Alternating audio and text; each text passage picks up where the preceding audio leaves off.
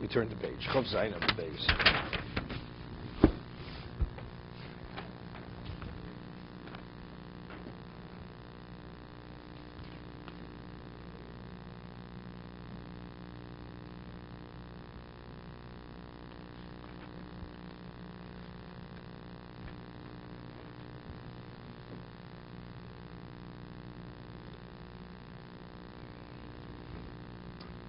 We'd quoted a brisa that the brisa says that if a person sells 10 parcels of land in 10 different locations,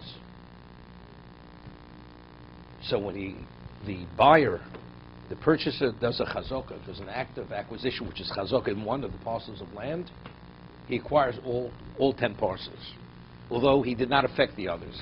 However, the brisa says, when does he acquire all of them? When does the seller transfer all 10? Only if he pays full value for all of them. But if he doesn't pay full value, he doesn't acquire them. So the Gemara cites the brisa, the Tosefta, to support Rava. And that's what Rava said when we speak. Nagav, that when do you acquire the metaltlin, the movables, when you do the act of acquisition to the property, when you pay for the movables. If you pay for the movables, then the movables are yours. But if you don't pay for the movables, when you pay just partial payment, it's only to the degree of payment you only acquire to that degree. Right? That was Rava. So the Gemara brought a proof from the Tosefta, from the Brisa to Rava. Okay? So it's interesting. So they deduce from the Rambam. What about schirus? What about if you want to rent? We say just as you purchase property with Kesher Shtar and Chazokah, if you want to rent property, it's the same method of acquisition, right? The instrument of acquisition for schirus is the same as for purchase. Kesher Shtar and Chazokah. Person wants to rent 10 properties. Once you, let's say, and you do, and the owner says, take possession. Let's say once you take possession, the owner says, I want my property back. And originally you rented it for a year. The rental agreement was a year. The owner has no right to demand it back. The man has an intrinsic interest to use it for a year. That's what he has. That's schirus. So now, the man says, acquire one property, and when you acquire the one, you'll acquire the other, additional 9, and that'll be part of the rental contract. Does he have to pay full, or doesn't he have to pay full? So they deduce from the Rambam, because the Rambam says, what about if it's a matana, it's a gift? The person says, a person wants to give 10 parcels of land to a person, and he says, acquire one, and when you acquire the one, all 10 will be yours. So it's valid, right? The only time you have to give money is only if we deal, it's a sale. But if it's a gift, not. You don't have to. He's gifting 10 parcels. Wait one second. I'm just telling you what to do. We'll see. This is the Rambam. The Gemara doesn't speak about matana. The Gemara does not speak about matana here. The Gemara speak. No. It's a machlokes rishonim. It's a machlokes rishonim. No, it's a machlokes rishonim. If it works by matana, we'll discuss this. That's where I'm going. But before we get to matana, we're acknowledging now. You want to gift 10 parcels. One does a chazokah in one of the 10. You acquire all 10. Okay. Why, when you sell something, do you actually have to pay in full?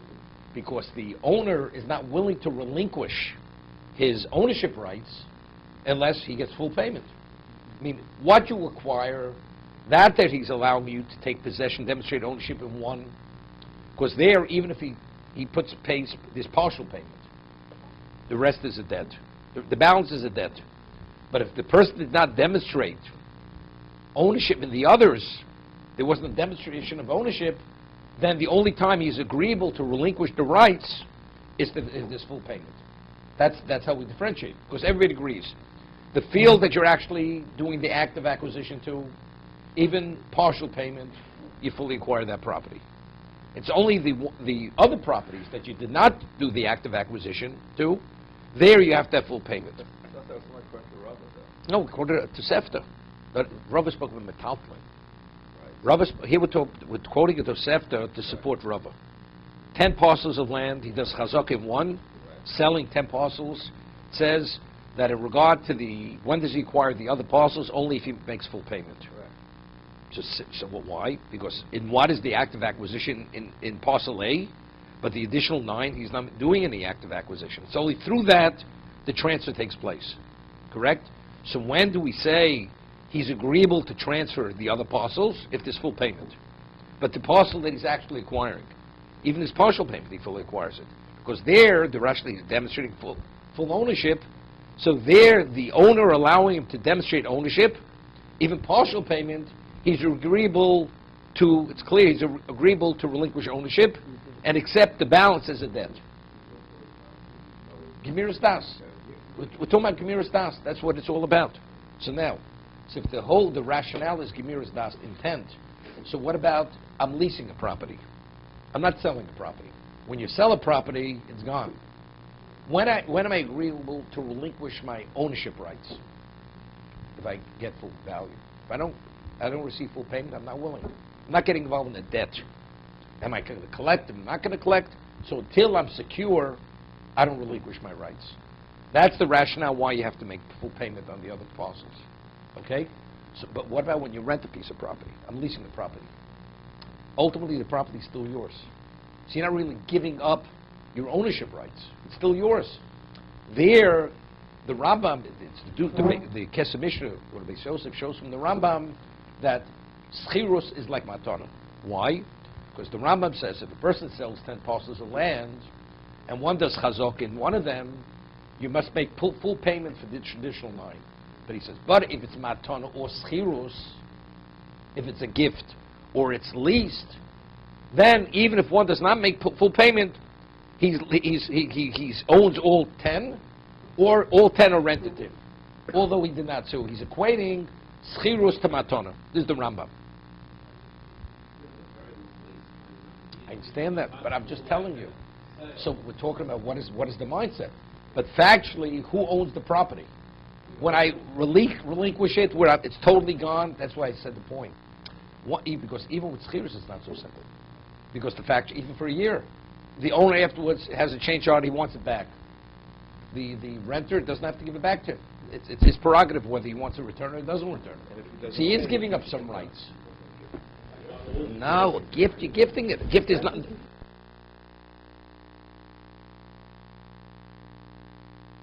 no difference between property A or property 9 through 10. They're all the same. But here, I'm doing it for monetary reasons. So there's an exchange. When am I agreeable to relinquish what I have if I get something in return? But to get a debt in with that I'm not agreeable to relinquish my right. Not the value. I mean, the price. Renting it for a year.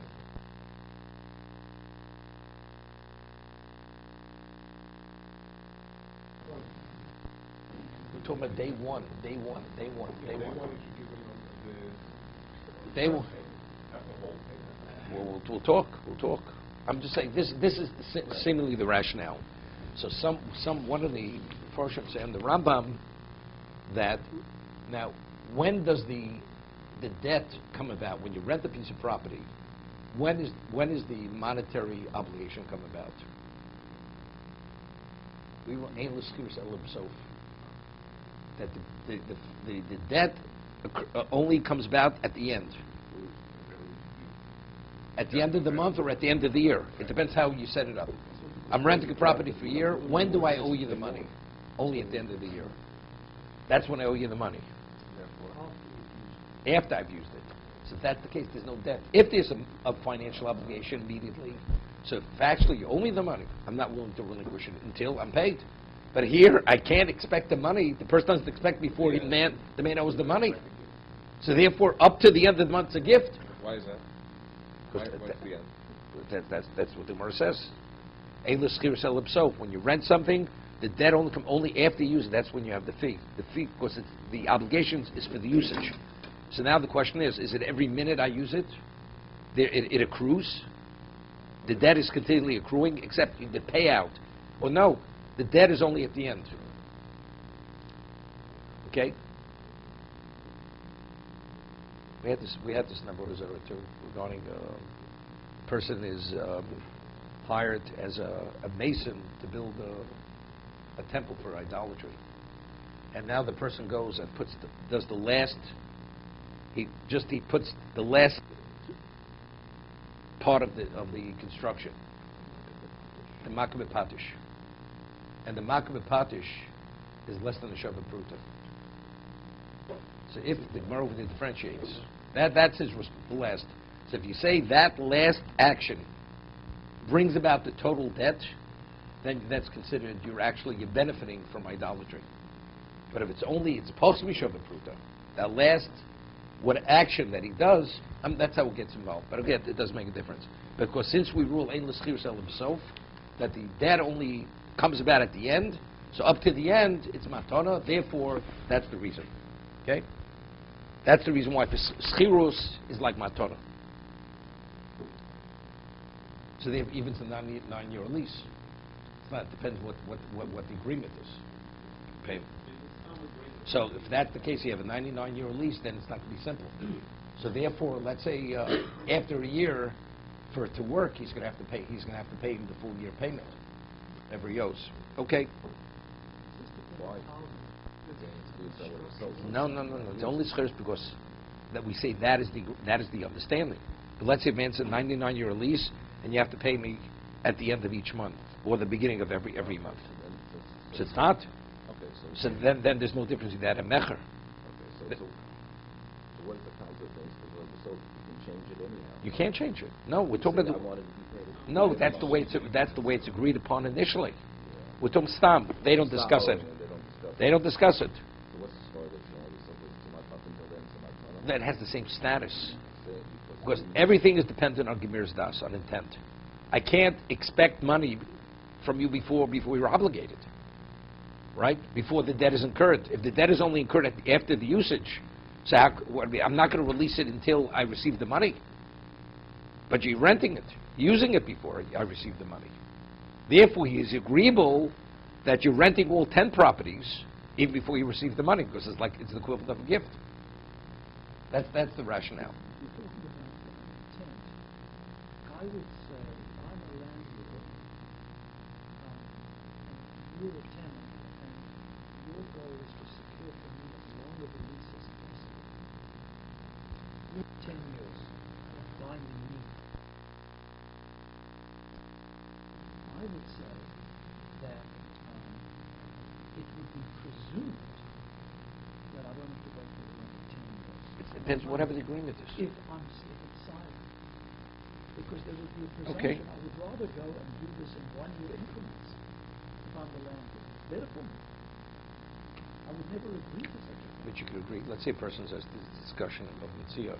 Person says, I'm renting it for a year, a gold coin per month. So he uses two terms. I'm renting, then it's be a leap.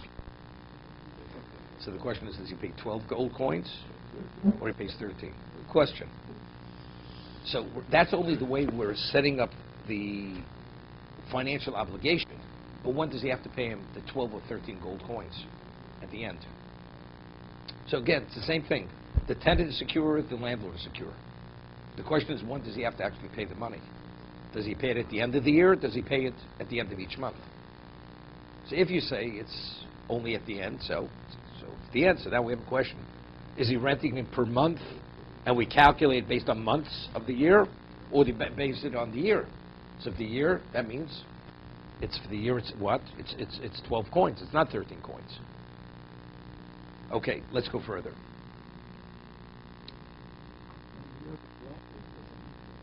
Said that's how quick, but he said a year. No, he says. No, he said 12 per year, a gold coin per month. That was the term she had. So what exactly did he mean? And then one of the years turned out to be a leap year. What does he pay for that year? 13 coins, or does he pay 12 coins? So over there, it's left unresolved. So we say, the tenant is the muzik, right? You can't dispossess him because he has a right to be there, and so you want to extract money. Bring proof. That's what it actually meant. Okay, it's more at the end of Mitzvah. Okay.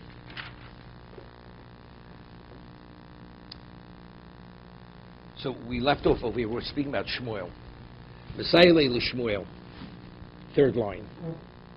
Seemingly, this brisa would support Shmuel. Dame Shmuel, mochelo esesodos, besa bedinos, kevichik zebech achsmen, kodesh kulam. Okay, so bring a proof from the Tosefta to Shmuel, which is fine. He buys one field, he buys... No, which means he's selling 10 fields, and he does an active acquisition only one of the 10. When he does that one act, everything transfers. Okay? You real places. what? 10 different places. But you realize this is not agav. It's not agav. You have to understand it. It's just land, though. It's just karka. Why would you consider it agav? I mean, where's the agav? Why would it consider agav? It's included. See, agav is a greater chiddush than this. Right? Agav is a greater chiddush than this. Because agav, the chiddush of agav is, with a deed, you can only transfer fixed property, not movables. But if you're transferring property with movables, even if the movables are not contained on the property, the act of transfer not only transfers the property, even transfers the movables. Right? Simultaneously. Here, so really this is less of a chiddush than agav. Chazaka transfers, if I do chazaka in any one of these properties, it's an effective kinyan, acquisition. So I say, I want, when I transfer one property, all 10 properties. Why is it any different than not spuring? The movables, wherever they may be in the world, when you acquire the property with the deed, you acquire those movables that are in Europe. How does it work? Right? It's not because it's subsumed by the property, because it's on the property, it's elsewhere. So we're saying the one act of acquisition affects something else, although independently it cannot affect it. So by property where this act can affect each one individually, so definitely it's with a koshke. This is what a definition will learn this from Agav. Right? Yeah, but it's not agav. No, I'm saying because Agav means we're validating the transfer because it's affecting something which it is effective to. That's the chiddush of Agav. There's less of a chiddush. No, but from that pasuk maybe to draw a kal v'chomer. No. It's a kal v'chomer. This is a kal v'chomer from Agav. How do you see that? Logically, this definitely this. I have a pasuk that tells me, and the way I understand the pasuk, although it's unclear from the pasuk whether the movables were contained within the city or elsewhere, but we brought a proof that even if it's elsewhere, it works. Okay, good. Now, a deed, could you acquire metaltalin with a deed? No. But yet, if you transfer with a deed, with the property, you do. So how does it work? But the movables are elsewhere. So if I have property elsewhere, and the deed that I'm using or the chazaka that I'm acquiring, even if I would affect every one of those properties, it will be a valid acquisition. So if I affect one, why shouldn't the others come along with it? If in a situation where the deed cannot affect metaltalin independent, but if I do it simultaneously with the property, the movables are affected. So when I do an act of acquisition where if this act would apply to every one of them, it would be independently effective. So when I do it to one, definitely they should all be affected. It's a kal v'chomer. Maybe you have to specify the metaltalin. Here also he's specifying. He says that. He's saying that. But he's specifying the land. Here he also says, I have 10 parcels of land. When you acquire one with chazaka, that act of chazaka will transfer all 10 parcels. Why? It's exactly the same thing. Even if it's only applicable to the metaltalin, it's fine. But I don't see that you... But I don't need the agav concept. The chiddush of agav from the pasuk is that although the act of acquisition has no relevance to the item, but if it's done, if it's effective in the context that it's being done, it affects even something that it's not normally effective to.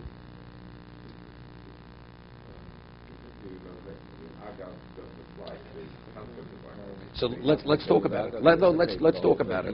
What's the chiddush of agav? We had said, the Gemara had a question. If you transfer property and metaltalin, and you want the property to go to one and the metaltalin go to a third party, right? The Gemara had a question. Is it effective, not effective? If it's the same party, yes. What about if it's two separate parties? Wait. Because Rabbi Kiva. No, so Rabbi Kiva is not a proof. Right. Because Rabbi Kiva, he represents working for the he poor. represents the poor. Right. So it's like the same party. But we asked, what is even the consideration? And we're not speaking about whether the one who's acquiring the property is the agent of the third party. So transferring the property to A, how does that affect the metalton to B? But the Gemara posed it as a question. What's even the consideration? So what did we say? So what we said was that why do you need a kinyan?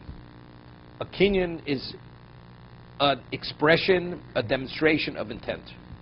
Through the act of acquisition, allowing you to do an act of acquisition of my property, or giving you the deed, that itself reveals my intent that I'm agreeable to transfer. Okay? That's what it is. So over here, when Agav tells me that when I transfer property to A, what am I doing? It's a revelation of my intent. Once you reveal your intent for transfer, even if the effect of the acquisition, the act of acquisition has no relevance to B, but if I do it simultaneously, my intent to B can also be expressed through that act. That's Agav. Even though the recipient is a third party. Two different people.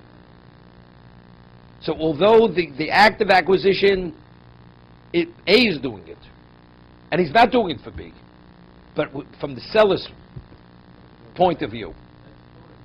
No, no. But again, hear what I'm saying. It shows that even though the act, it shows the intent for B through A. Through A, okay? Through A.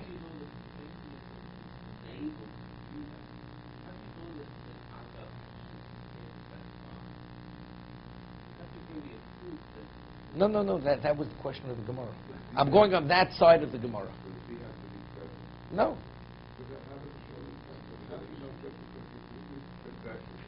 Oh, let's say B has no, because he has no. How does he acquire? You have to have das kona. I won't give you a gift and nobody's represented. How do you even receive it? So I'm agreeable to receive it, right? I agree. I'm agreeable to receive it, or whatever it is. Or we can say with definiteness you would agree to accept it. Okay, so you accept it. The concept is a different concept of chazaka, but the way that I understood chazaka is that a person has to do a physical action pertaining to the property that he is intending to acquire. Correct. Something that is physical, that is explicit. Correct. Change the lock. Right. Okay. Now these other properties that he hasn't done anything physical to. He did it just to the one property. So we're asking the question, how does this work? How does it work? Because he didn't do anything. He didn't do a chazaka to these other properties. Correct. Which is a big chiddush. Correct. All right. Correct. So, for example, with sukkah with the schach, if I want to reset the schach, I have to do a physical action to move the schach. Right? That's what we say. Where you're going there was like comparing apples and oranges. I have two Why? sukkahs But why do you have to move the schach? Why? Because the Torah says you must make the sukkah. You must make the sukkah for shade. So if the schach was there, not there, put there for shade, it's not a valid sukkah. So here's my question. Okay? So I have two sukkahs standing set next to each other. I have two properties, one in China and one in the United States. Now move the schach in The one. question is, what do you need? Why wouldn't I be able to say it validates the other? I wouldn't say such a thing. Why? Over there, because the roof covering that's in China was not put there for shade. No, but Factually, you're sitting on. my one. What does one have to do with property, B? So why wouldn't I? Could I ask you a question? Okay, if you want to make a comparison, David Liverpool puts on a pair of pants before he goes out into the street. Well, if David puts on his pants, that means when David Segelov wants it, he's wearing a pair of pants. What does David putting on pants have to do with David Segelov wearing a pair of pants? I'm not arguing. Here it has to. Should be. No, but again, this is what we're Obviously there's explaining. something wrong with No, the no, logic. of course. Okay. That's why he said it's minimally apples and oranges. Okay. Okay. This. What is an act of acquisition? That's what we said. Everybody agrees that an essential part of the instrument of transfer is intent. Intent. Except the Torah says intent alone is not sufficient. Intent is not sufficient. But what happens if you have an act, you do the act, and through that act you're expressing intent. So although the action was not to A, but if it was expressed for B, C, and D, the Agav reveals that's effective. You link them all. Because the intent was expressed through an instrument of transfer. Chazaka, whatever it is, or the deed. Yeah, with the deed. That's the rationale over here. So I'm saying, therefore it's a koshkin from Agav. Metaltlin, a deed cannot affect metaltlin. And despite that, the Torah says when you express it through the deed, the intent is a valid expression to cause the transfer. So the other properties, that if you would write the deed for those properties independently, it would be effective transfer. So definitely writing the deed for property A definitely should be a sufficient expression of intent for B, C, and D. Right, because so that a deed can't affect the metaltlin, but a deed can affect the carcass. But yet it does affect the metaltlin when you transfer with Kal v'chomer. Definitely, that's the logic.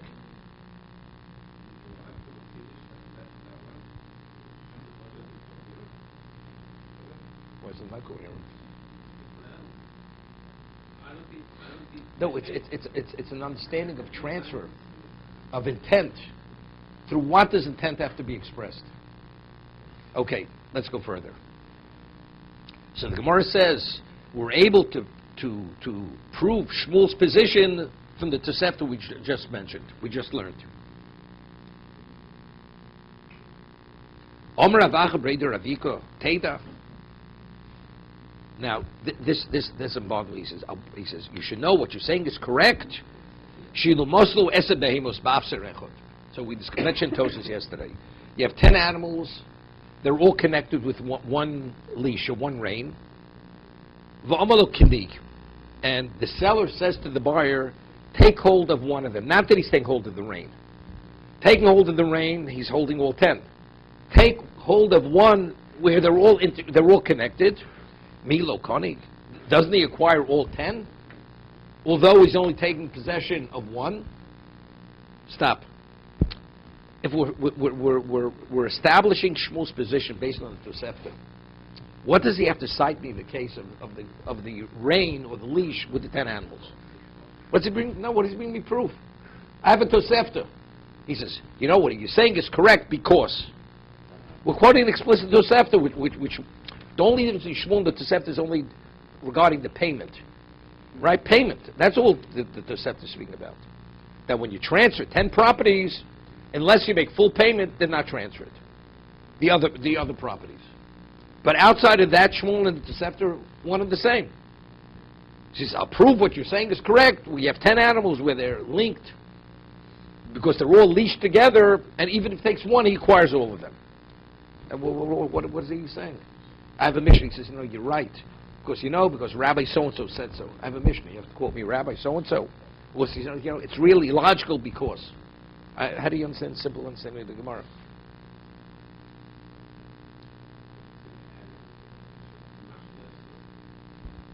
And then the Gemara wants to make a differentiation. They're not comparable. Because here at least, all the animals are linked through the leash. So even though you're taking one, the one is equivalent of all. But the properties, that each one is in a separate location. So taking one is no indication for the other. Right? That's how the Gemara wants to differentiate. Something it's irrelevant. But I have it to Tosefta. Tosefta says you could transfer 10 parcels of land, although he only did the chazokah to one of the 10 parcels.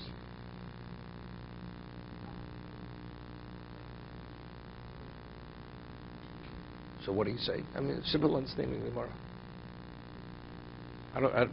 I know I was looking last night to understand this. See, if you'll tell me that, as I said, it's a machlok Rishonim, the Tosefta speaks about when there was a payment. There was a payment, correct? So maybe, what about this concept? Does it apply by matana? Some say it doesn't apply by matana.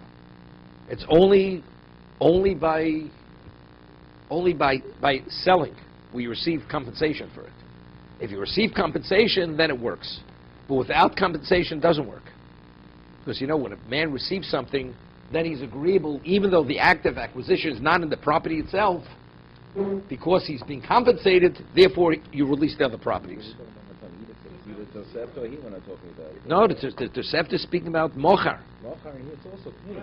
And so, yeah, but I'm saying, the case of the afser, I know, Shmuel's also speaking mochar esesodos, also. Yeah, but you can speak. Okay? Yeah, no, but Shmuel's also mochar. Shmuel is the same, is the same. He doesn't talk about payment.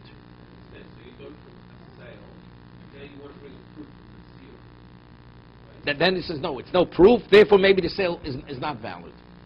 My problem doesn't bother me only from the case of the leash, but the Gemara says maybe by the property it won't work. What do you mean it won't work? I have a Tosefta says that it does work.